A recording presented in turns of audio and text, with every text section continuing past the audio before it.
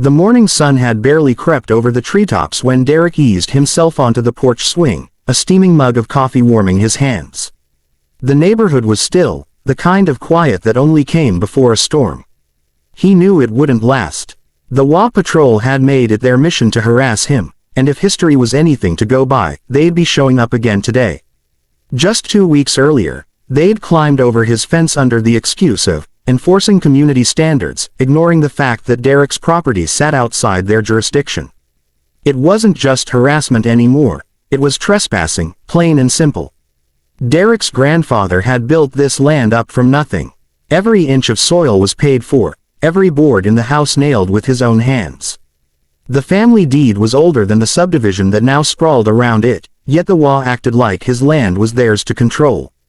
They fined him for not trimming a tree, threatened him for not repainting his gate, and issued violation letters that arrived like clockwork despite never having legal authority over him. At first, Derek ignored them. Then, when the patrol climbed his fence the first time, he warned them. But warnings weren't enough. That's when he decided to do something different. Not out of spite, but out of principle. His gate was more than just a barrier, it was his line in the sand. And when people insisted on crossing lines, sometimes they had to be reminded that boundaries weren't optional. Derek wasn't reckless, he was careful.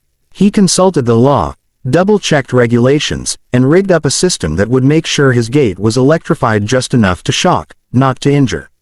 It was deterrence, pure and simple, the same way ranchers kept cattle away from danger.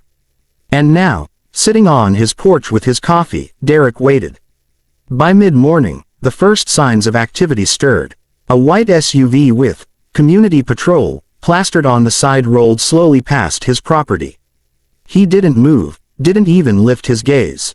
He wanted them to see him there, calm and unbothered.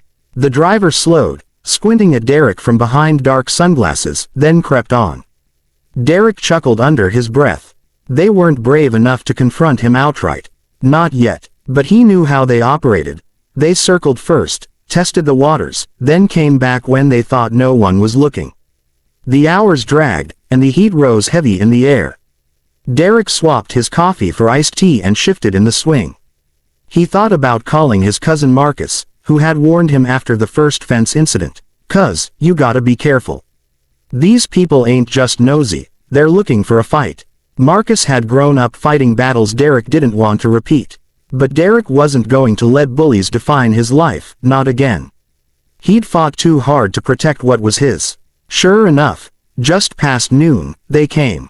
2 men in the same white SUV, one tall and lean, the other heavy-set with a cap pulled low. The vehicle parked just beyond Derek's property line, and the men stepped out, clipboards in hand. From the porch, Derek sipped his tea, his eyes never leaving them. They talked briefly, pointing toward the fence as if discussing strategy, then the tall one tested the latch. Locked, as always. Derek saw him frown. "Don't do it," Derek muttered softly to himself, though he knew they couldn't hear him. He rocked slowly in the swing, steady and patient. But they did. The heavy-set man planted his boot against the lowest rung of the fence and began to haul himself up. The metal groaned under his weight, and then, snap.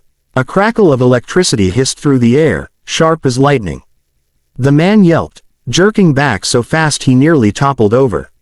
His cap flew off, landing in the grass. Derek hid a grin behind his glass. The tall one swore under his breath, glaring at the gate as if it had betrayed him.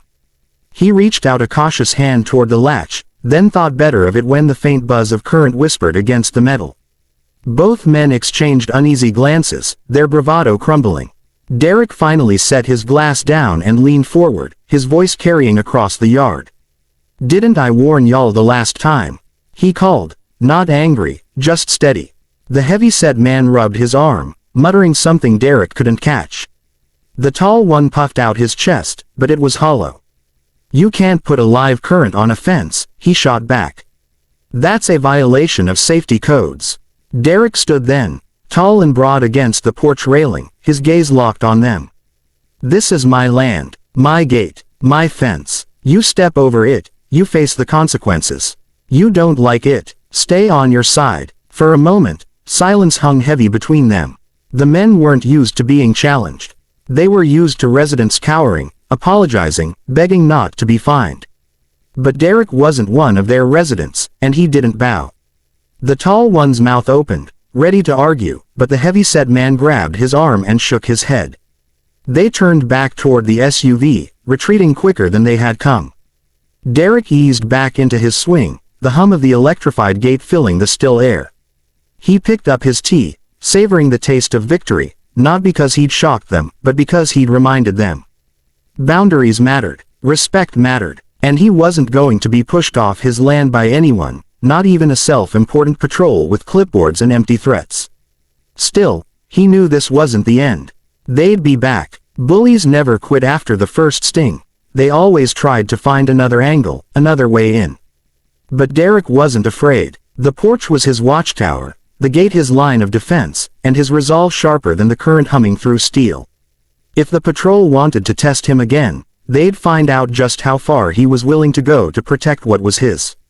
As the SUV disappeared down the road, Derek let out a slow breath, the swing creaking softly beneath him.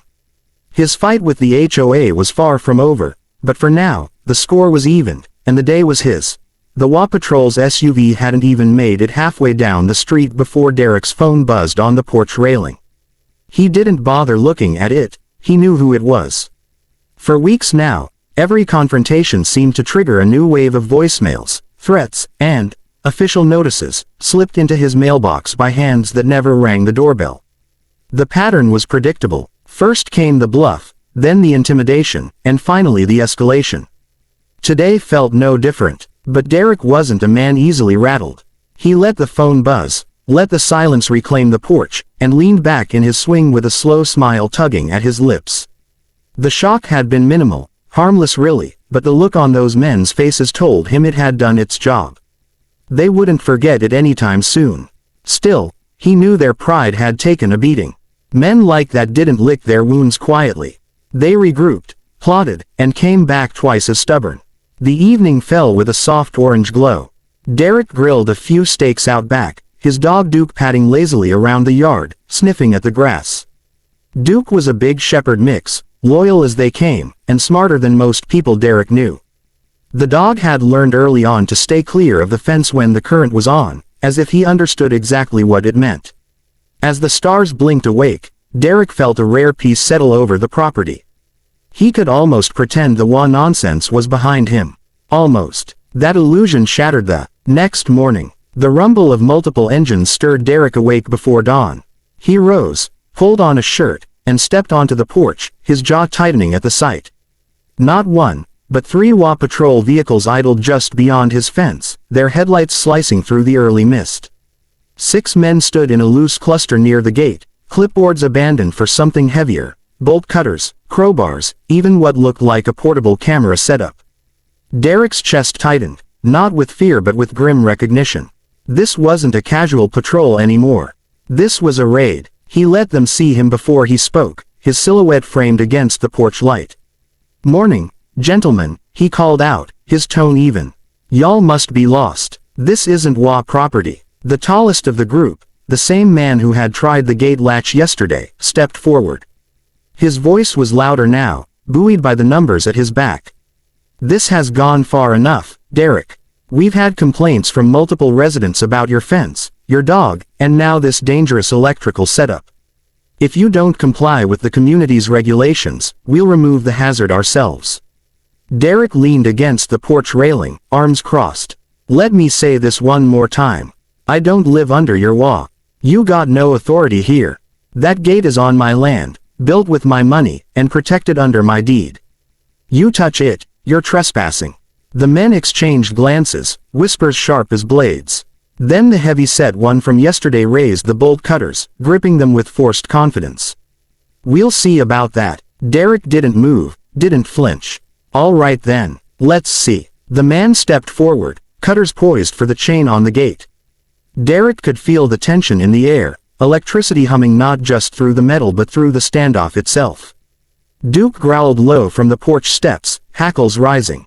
The moment the cutters touched steel, the spark snapped like thunder. The heavy-set man howled, dropping the tool with a clatter, his hands jerking back as if he'd grabbed a live wire, because he had. The others stumbled backward, cursing, their raid unraveling before it began. Derek finally moved, descending the porch steps with slow, deliberate strides. His boots crunched against gravel, each step echoing louder than words. He stopped just inside the fence, his presence towering even without crossing the line. "You boys think you can bully me into surrendering my land." His voice carried steady, measured, the kind of calm that was more dangerous than rage. "You climb my fence, cut my lock, or threaten my dog again, and I won't just let the current remind you. I'll call the sheriff, and when he gets here, I'll hand him the footage." He pointed to the corner of the porch where a small security camera blinked red. The men froze, their bravado draining as fast as the blood from their faces. They hadn't expected him to have proof, hadn't considered that their so-called authority might crumble under the weight of evidence. The tall leader's voice wavered now, though he tried to mask it. "You're making this harder on yourself, Derek. The HOA board won't stand for this kind of defiance. We'll fine you, drag you into court if we have to." Derek's laugh was short, sharp. "Fine me, on land you don't own. In a court that'll laugh you right out the door. Try it. My lawyer will eat you alive before lunch." The group hesitated, caught between pride and self-preservation. The heavy-set man still rubbed his hand, glaring daggers at the gate but too wary to approach again. One by one, they retreated, muttering excuses as they piled back into the SUVs. Engines roared, tires spat gravel, and soon the street was empty again. But Derek knew better than to relax. This wasn't over, it had only begun.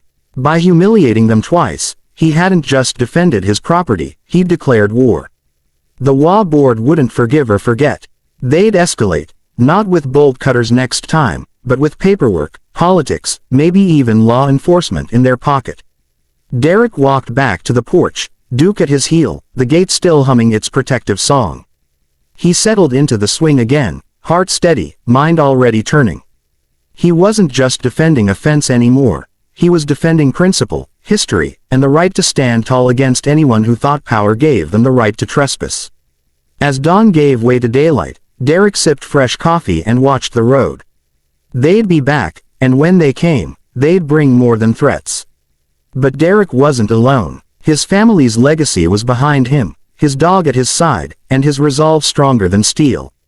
The HOA thought they could break him with pressure and persistence. What they didn't understand was that Derek had weathered storms fiercer than any patrol, and he wasn't about to bend now. Not today, not ever.